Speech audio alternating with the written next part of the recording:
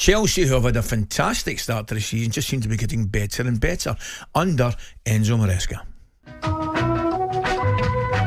Through into the area, Palmer. Oh, he's got a fourth. What a finish, low down. They are doing well, and they get the chance when we give to them. I was asked what I thought would be the top four. I surprised a lot of people by saying I think Chelsea will be in there. Charging down the right side of the box and a clip into the net for Nkunku for 2-0. That is quite superb. Some of their players have started to show a level of consistency. I think that's why we're starting to see Chelsea start to purr a little bit now. They have got an unreal squad. Should we be talking about Chelsea winning a title? Caicedo to Jackson, and Jackson's through again, and he's going to strike it from the edge of the box and poke it home, and Chelsea have a 2-0 lead. First training of the season we start, he tell to the team what he wants. Prepare the game the best you can and go and win. Oh goodness me, it's Wolves 2, Chelsea 5, and it's a hat-trick for Noni Madueke. He's a great guy, good manager, very good tactician, and he's helping me a lot with my game. I think we create the right culture in terms of team, compete, and this is important. Interesting, and I tell you what I'm right. I thought Chelsea completely underachieved last year, and I wasn't happy at all with the level of performance from two midfielders, Caicedo and Fernandes. Right, Caicedo and Fernandes.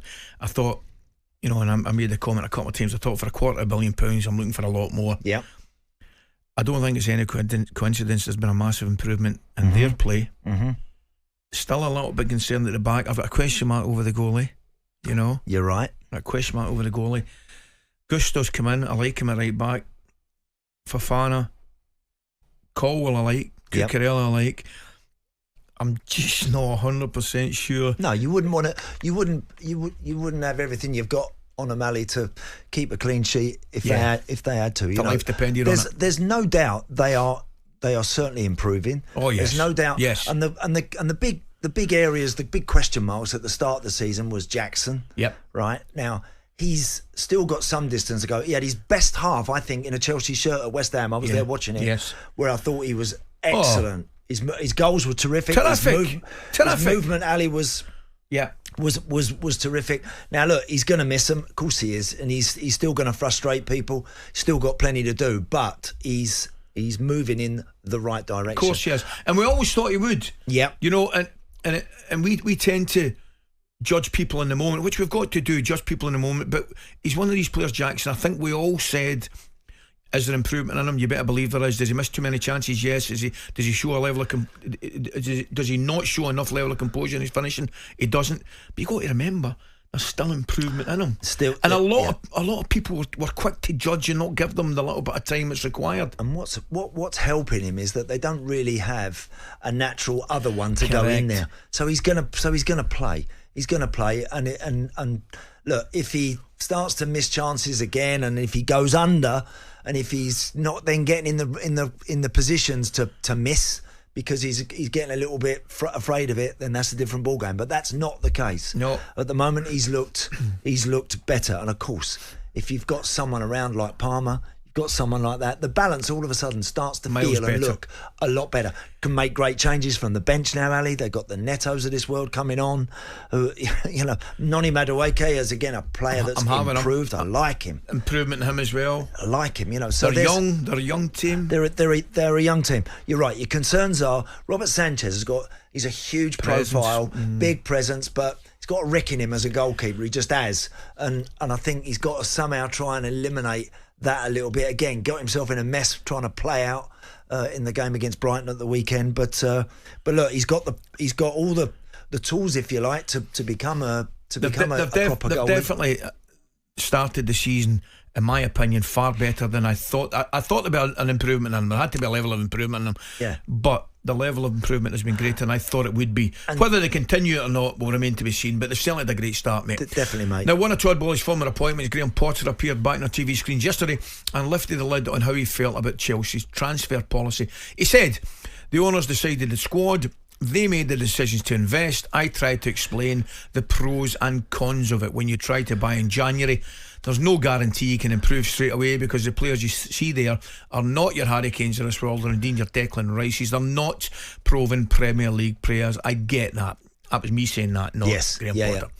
The young players coming from different leagues, and so to get up to speed and hit the ground running and help Chelsea win from the off is very, very tough. When you're spending 300 million, the expectation and the pressure rises. The first thing I would take out of that, Andy, is it makes a really valid point. The January window, I think, you're generally speaking, there were one or two occasions, but you're not going to be able to go and buy the quality what you absolutely want. You might have to go after something you think you need for 6 months. That's it. But it's not the one that you absolutely want to beautifully put. You might need to get something you need, whether it's a centre forward to keep you up or a centre half to whatever. But I think that's a valid point. Yeah. But what the other thing I take out it, when you're spending £300 million, right? He's just saying effectively, unless I'm reading it wrongly, that it's the club that's buying him. The owners decided the squad. I mean, which I think they do nowadays. I do. I agree with you. They do. So therefore, he's not a manager. He's a coach, and the players are picked for him. So therefore, I mean, it can make sense to me. If it doesn't go well, the powers that be think he's to blame because the players that they've picked should be doing better. So they obviously think they're a better judge of a player than he is. Well, that's why the accountability now with sporting directors, technical directors should be right up there. Yeah, of course it should. Alongside what managers are giving and doing. Of course it should. Because there's a lot of players coming through the door now, Ali, that more often than not are being selected by others around the club, and it's not. I'm sure recommendations are put to all managers, and give us a list of players that you're recommending. Clearly, at United, Ten Hag's got some of those boys in with that are either Dutch players or they've played out in Holland and in Ajax, etc. So he will have no doubt recommended that. The key question is final say. Yeah. Do you have final say on a name? Do you have final say on a transfer? You'd like that as a manager, I think, but I don't think you will. I don't think you're going to get it. Getting back to that point, for example, right? The squad's picked for him, right? And there'll be, say, the powers that be go and sign a big player. He must surely then be under pressure to play that player, even if he doesn't think the player's good enough. Yep. That can't be right. It can't be right, and that's where that's where the game is. So now, effectively, you're picking somebody else's team. Well, you listen. You're given. Look at Enzo Maresca. He's given a mountain of players. Yep. The best thing for Enzo was when the window finally shut. I bet he was slamming it himself. I bet he locked it, padlocked it, everything. So he can't open no more. Because then he knows what he's got, and then he can deal with and then he can work with what he has.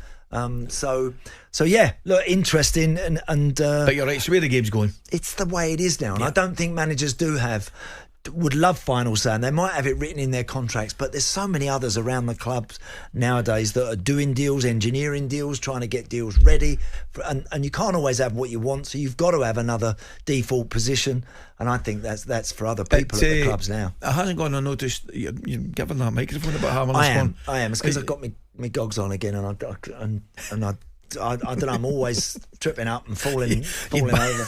Just for the listeners, you've battered about half a dozen times, just in case you thought I was hitting you, telling you to be quiet. It's just submitted this microphone in front of me. Now, coming up, we're joined by this former Southampton striker. Give them all the help they need, because clearly it costs us 2 points a day. It's a joke. talkSPORT Breakfast, waking you up Monday to Friday morning from 6 a.m. on AM, on DAB, via the talkSPORT app and on your smart speaker. talkSPORT.